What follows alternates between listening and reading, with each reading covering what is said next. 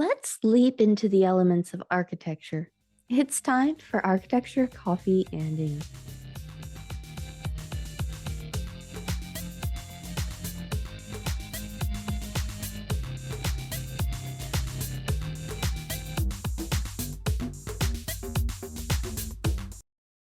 Hello, this is Hollywood C, and you're listening to Architecture, Coffee, and Ink, a podcast dedicated to introducing concepts, detailing out designs, and tackling the architecture you might not realize the meaning behind. I'm your hostess, and I'm here today to start introducing you to the designs that make you wonder why. So I ask you to brew your coffee, grab your sketchbook and pen, and let's begin. Hello, everyone, and welcome to my Eerie Arc. I hope that anyone else who celebrates Mardi Gras had a wonderful time. As I mentioned in the first episode of the new season, I will be releasing a tale of spooky architecture or landscape once a month, a kind of series within the podcast, as some of you really like the supernatural and murder aspect, and others don't. This way, if spooky is not for you, you can just skip an episode without skipping content for the week. Normally, these episodes will be coming out on the last Thursday of the month, but as I mentioned previously, this was the last of the weirdly timed episode. But to get serious for a moment, I wanted to again ask everyone to send up good karma, positive vibes, prayers, or good thoughts for those who have been affected by several disasters and war, especially those in New Zealand, Turkey, Syria, Brazil, California, Greece, and the Ukraine. I will once again be posting links to the disaster relief efforts, and if you are capable of offering support, I encourage you to check them out. But as always, make sure to also check within your local communities to see if there are efforts being made that you can help with. If anyone has an organization or a campaign to spotlight, please send them, and I can create a separate post on the blog to list all those efforts. But most importantly, to any of my designers, dreamers, and everyone in between in those communities being affected, please know that the ACNI community is here standing in support of you. Before we begin, as always, make sure to check your sources, check your facts, and most importantly, check me. As always, this podcast is dedicated to respecting all of the cultures and people we discuss on the show. If I make a pronunciation mistake, I am extremely sorry. No disrespect is intended. Our usual quick trigger warning for this episode and my entire Eerie Arc: this is scary stories and upsetting situations. As such, people's death and the paranormal will be discussed. If this bothers you or triggers you in any way, please see my normal episodes where it's just architecture. While I won't go into graphic details at any point because this is a design podcast, I want to make sure that everyone is comfortable and has an enjoyable time. Today, we are talking about Lep Castle. The castle has a fascinating and deep-rooted history strongly connected to the land it was built on. Of course, the history also has several spooky moments, and while that will take up a chunk of the episode, this wouldn't be a design podcast if I didn't talk about the castle itself. So to give the episode a bit of structure, we are going to dive into the geography, detour into the architecture, and then finish on the haunting tales and daunting creatures that call the castle home. Starting first with a bit of geography, it is located in County Offaly or Contae Uíbh Fhailí, Ireland. The county is located in the heart of Ireland and is an extremely rich area and contains several notable geographical features, including everything from the Sheaf Blue Mountains to several infamous bogs, but overall the landscape remains flat. Part of the county is in the River Shannon floodplain. It also homes part of the Grand Canal, which connects Dublin to the Shannon Harbour, in the west part of the county, connecting to the River Shannon. Just to explain a bit behind the canal, the Grand Canal began construction in 1756 and was completed in 1804 and currently sports a series of greenways along its length, although several of the original branches of the canal itself were abandoned. Overall, it operated as a way for barges and goods to be moved across the country and eventually reach either Galway or Limerick. The climate of Ireland is considered to be a temperate maritime climate, which means that the country's proximity to the water and the Gulf Stream causes the weather to remain fairly mild overall. Of course, the rich green and vibrant landscape is due to the amount of precipitation the country receives. As a whole, the country is absolutely gorgeous, but I personally think the weather has a life of its own. The one time I visited, I didn't have so much as a cloudy sky until we went to the Cliffs of Moher. When it was pouring rain and was so foggy, visibility was probably somewhere around 3 meters. The Cliffs of Moher, for those of you who haven't heard of them, are some extremely famous sea cliffs, which from photos look gorgeous. Not that I would know, as I could have literally been standing and staring back into the parking lot in the wrong direction by mistake, and genuinely wouldn't have have been able to tell the difference. Focusing on the castle itself and the actual topic of the episode, the primary architecture is a stone castle that currently extends up 3 stories. It originally started as a modified watchtower, which still remains the central focal point of the home from the exterior. There are several renderings of the castle on the main website, which are from, I believe, SketchUp, though I'm not entirely sure of the program. In these, they show what the tower was likely to have looked like originally. Over time, new additions were slowly included, such as the wings, which were in the Gothic style. By the end of the renovations, I noticed that several sources switched to considering the castle as more of a fortified home. After additional research, I can understand why. A watchtower operated exactly as the name suggested, a tower or elevated structure intended to provide a safe location for someone to watch the surrounding area and look for dangers. However, I do want to point out that while watchtowers are often associated with militaries and militias, that wasn't the only group to utilize them. In this case, it was built with strategy in mind, as a way to control the pass to the Slieve Blue Mountain. While the mountains are highly important ecologically, they are also important as a thoroughfare. The original watchtower was a square fortress, however, it is now a 3-story home, one that boasts some of the original 16th century doorways and stonework. Over the years, new additions have been added onto the house, such as the priest's house in 1571 and a later expansion of the tower itself in 1753. The National Inventory of Architectural Heritage of Ireland details that the additions by the Darby family include a swift transition to the Neo-Gothic, who we will be speaking a little bit about later on. The castle includes a mixture of sandstone and limestone. Other additions would see Jacobean and Georgian styles being added, with dashes of Gothic revival being scattered throughout. However, a few notable additions were added to the castle's security, including a matriculation, which is a hole or opening above the gates, parapets, or entrance to the castle where they were able to pour boiling liquid, throw stones, or shoot projectiles down onto invading forces. Another security feature added on and expanded upon was the bartizans. The bartizans are turrets at the top of the castle that allow for those watching to remain both protected and able to attack from above. These are what one student of mine once called mini corner towers. Maybe not exactly right, because this feature is not limited to the corners of buildings, but extremely memorable. Another interesting feature is that due to the additions to the home over time, there's actually a mixture of stones and blocks used in construction. This includes sandstone and limestone. Looking at even just the photographs of the castle, you can still see the incredible stonework and the incredibly intricate details. But let's move on to the history and the myths.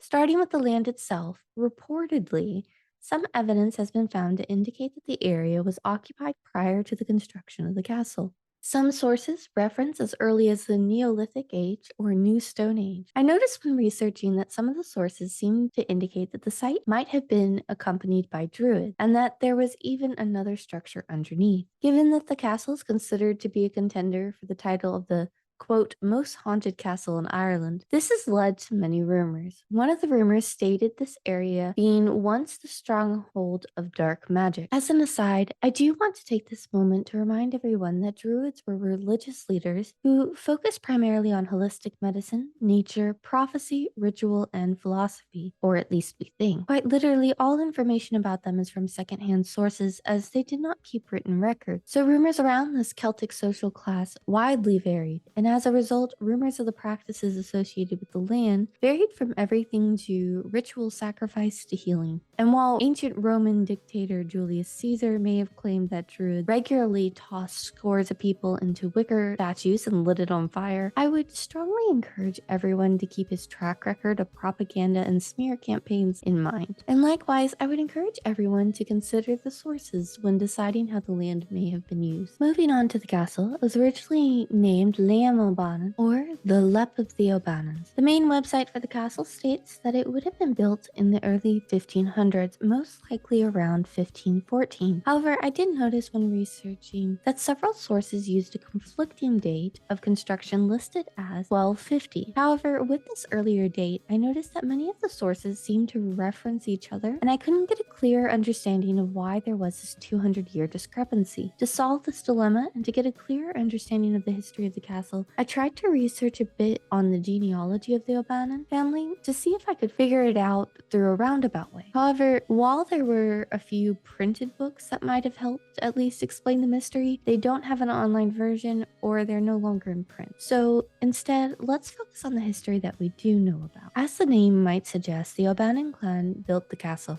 However, is underneath the rule of the O'Carroll clan. A clan is a Gaelic word that means family. Structurally, clans would have been a line or a group of several families that would have been related in some fashion. Most often sharing the same surname, the men would elect a single leader, a chief or a kinsman. For those who aren't familiar with how inter-clan relationships would have worked, basically you would have a ruling family and then other families would swear loyalty and manage an area underneath the ruling clan's name. However, the power of this secondary family would only last as long as they were in good standing with the ruling clan. The ruling clan technically owned everything, even the possessions of the clans underneath them, at least in theory. In actuality, this would sometimes lead to fights and skirmishes. Once the chief was elected, who was often the biggest, toughest, and most powerful man in the clan, all wealth was redistributed, and in exchange for protection and prosperity, all of the men were required to fight if needed. And I am saying man and men because that is traditionally who was allowed to fight, rule, vote, etc. And this tradition is not specific to Ireland alone. My definition is very, very vague and very broad. There have been several societies globally that followed this or a similar structure. The castle's name actually comes from a legend. According to the story, two brothers of the O'Bannon clan were going to build the castle together as a stronghold. However, they quickly fell into a disagreement about which of them would rule, and so they came to the idea that they would both leap from the rocks on which they would build, and whoever survived would take over as chief of the clan. One brother passed away during this competition, and the other led the construction of the original tower. Regardless of the legend, the O'Bannons maintained possession of the tower until the family came under siege. Several attempts were made over the years, the most famous first few unsuccessfully, and then later on there were several more successful attempts to seize the castle. One of these resulted in the destruction and consequential rebuild of the castle. Eventually, this turbulent history resulted in the O'Carroll stepping in and taking more direct control by moving into the castle and using it full time. Despite their efforts, the O'Carrolls didn't bring peace to the castle. Rumored to have a strong thirst for power and no fear of spilling blood, there was killing in and out of the clan as various members sought control. In the O'Carrolls' time, it started with the first Prince of Ely, John, who was a victim of plague. He was then succeeded by his son, Mulroney, who seemed to have a peaceful rule. After him, however, began a series of murdered, suspiciously convenient deaths, which dramatically altered how the natural line of succession would have occurred. Instead of going through each one individually, I will highlight a couple of the more famous and discuss the spirits that came from each one. In the first, two sons of the O'Carroll clan were once again locked in a power struggle for who would rule. One was a priest and was in the chapel located on the upper levels of the castle. There, he started mass without his brother being present, which is considered an incredibly great insult. His brother, upon finding this out, flew into a complete and uncontrollable rage, so much so that he apparently stormed into the chapel and murdered his brother on the very altar he was giving mass from. This traumatic death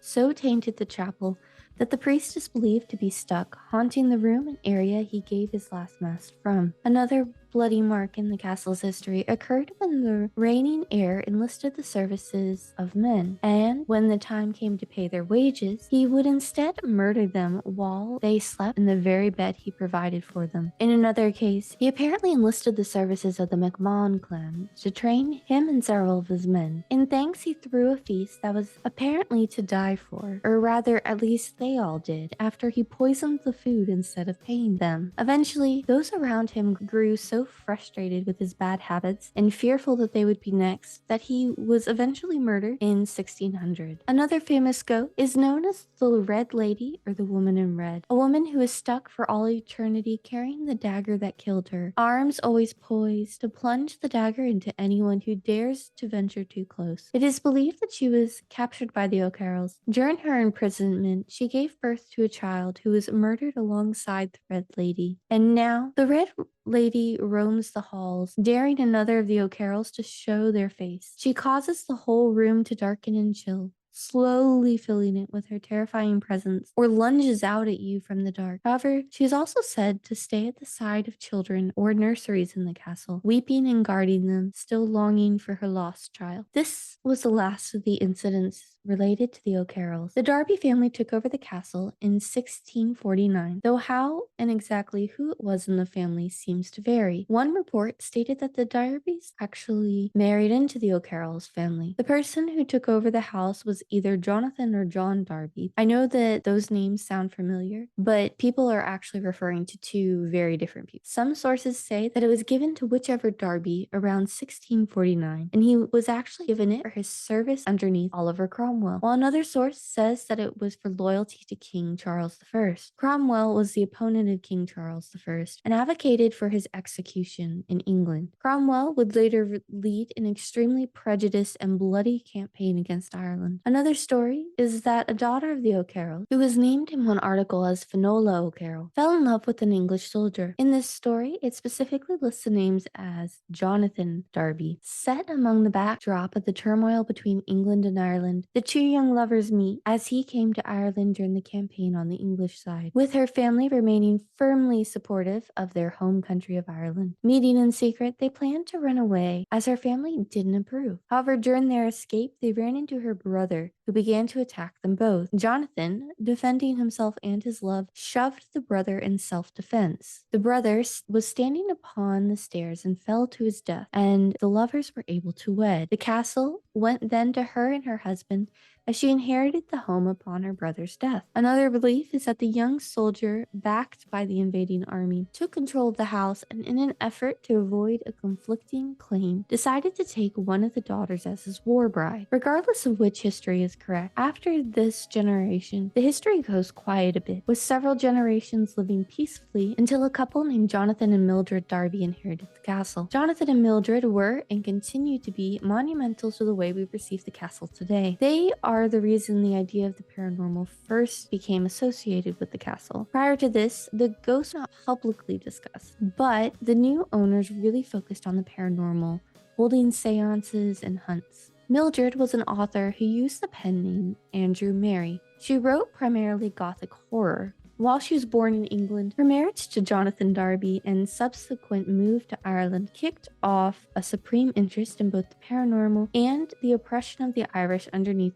the English rule. She wrote a series of books that you can still read, which was described by an article on the University of Tulsa's website as being, quote, very masculine and very gothic. Underneath her moniker Andrew Mary, she successfully passed herself off as a male writer for years, and it is believed that her success was in no small part due to this deception. Many of her articles and writings were based off the hauntings she experienced at Leap Castle as a full-time resident. Unfortunately, her husband eventually discovered her pen name and made her quit publishing after her most important work, The Hunger, which documented the famine and the harsh treatment of the Irish. While the couple was living in the castle, they supposedly discovered an oubliette. An oubliette is a secret dungeon or forgotten dungeon. Coming from the French word for forget, the purpose of the oubliette is to have a place to forget your prisoners. And apparently it worked so well that when it was finally discovered, 3 carts worth of bones were hauled away. The claims of the Darby family were that the bones were from the victims of the O'Carrolls, and that the oubliette had long since been buried before the Darbys had taken possession of the castle, leading the Darbys' family name to be unfairly tainted by being associated with the crime. However, the biggest argument against this claim of innocence was a watch that was found among the bones. This watch would have been from the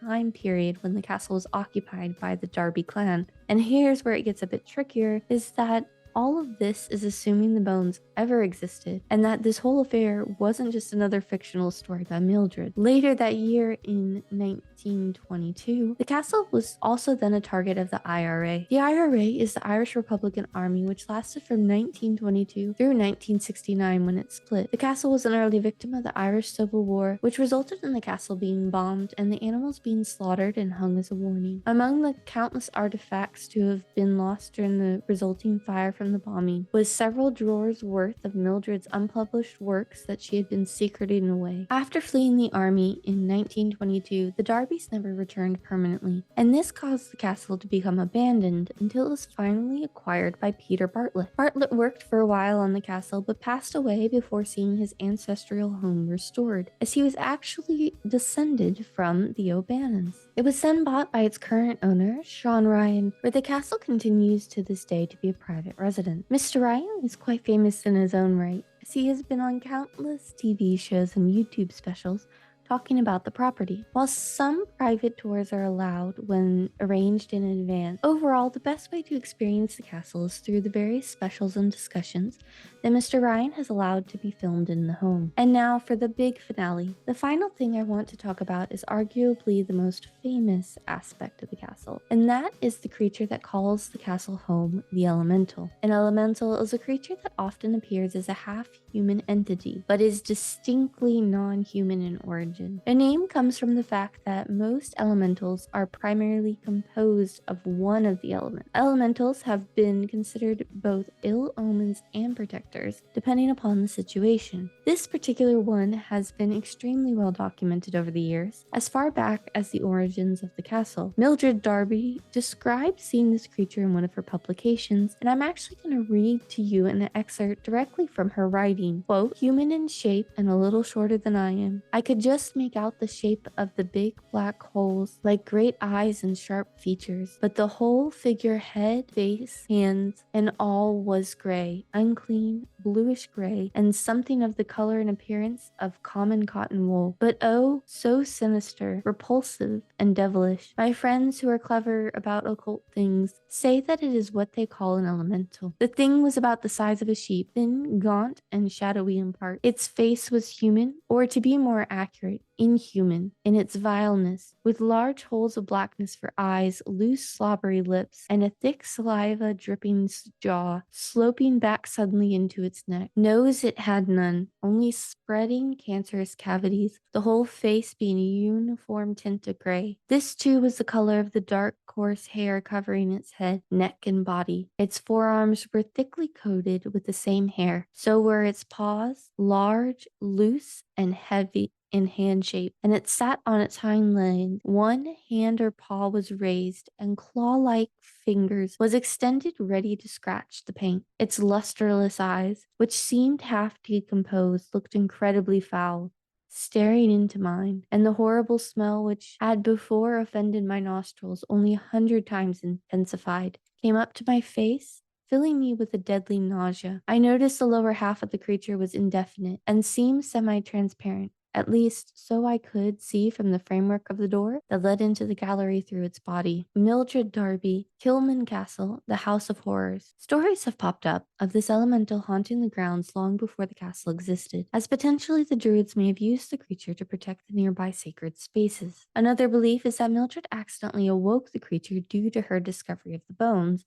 and the holding of the seances. Some people now wonder if it's not a creature at all, but rather another spirit trapped in the house who perhaps suffered from leprosy, who was then victimized further after death. Another, and the most popular idea, goes back to an earlier part of the episode. Earlier in the episode, I deliberately skipped over part of the earlier history. I mentioned how the castle was famously sieged several times before it was lost by the O'Bannons and then claimed by the O'Carroll. This first failed siege was by the Earl of Kildare. During his siege, he was able to damage the castle physically after the second attempt, but it is believed that he left a much dark paint on the grounds than the rubble of the castle wall. His initial attack was in 1513, and his second was a few short years later. But was this continued failure enough to cause him to seek out another way to continue his fight? The information of his attack was part of the Annals of the Four Masters, which was written in the 1630s by quill and ink. The Annals of the Four Masters was written by Michael O'Clagan with help from 3 others. It documents everything from the floods to when the book was written as a comprehensive history of Ireland. It is a complete, clear history with all battles, sieges, and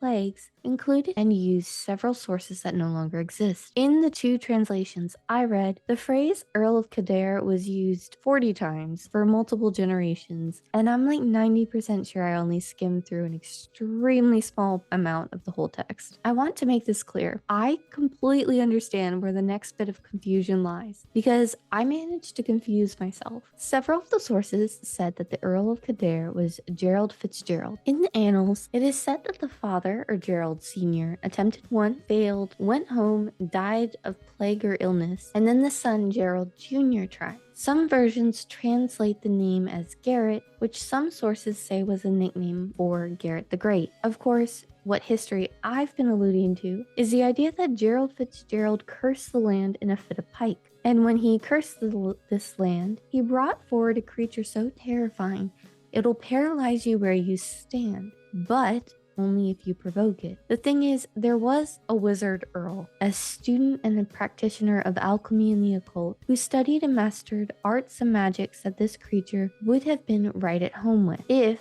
it was an evil creature bent on carrying out revenge. The problem is, the wizard earl was born in 1525 and was Gerald Fitzgerald's son, Gerald Fitzgerald. And all versions of the story that I have found clearly state that based on the known sightings, the castle had to have been cursed by the father. Now, whether the wizard was influenced to seek out and hone his craft by his father, I don't know. But he comes with his own myths that seem to have some interesting parallel. The wizard Earl traveled extensively, exploring exotic locations, discovering dark gifts and abilities, and meeting new teachers and cultures. Eventually, he ended up trying to settle down, and when he married, he decided to separate his wizardly aspects and hide his abilities from his new bride. Dazzled by the idea of magic, however, she begged him to show her what skills he was capable of, and after much begging and pleading, he eventually relented and agreed to tell her everything. However, he was extremely concerned about her fearing and rejecting him, so they crafted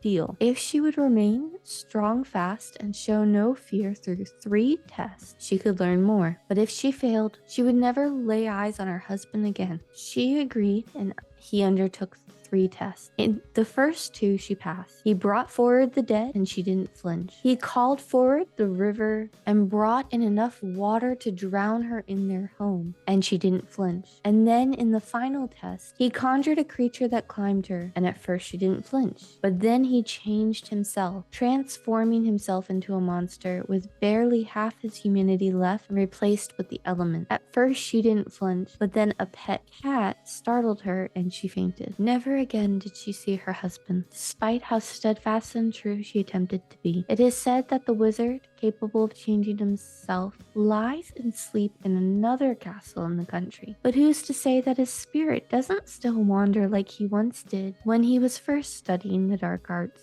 Thank you again for joining me today.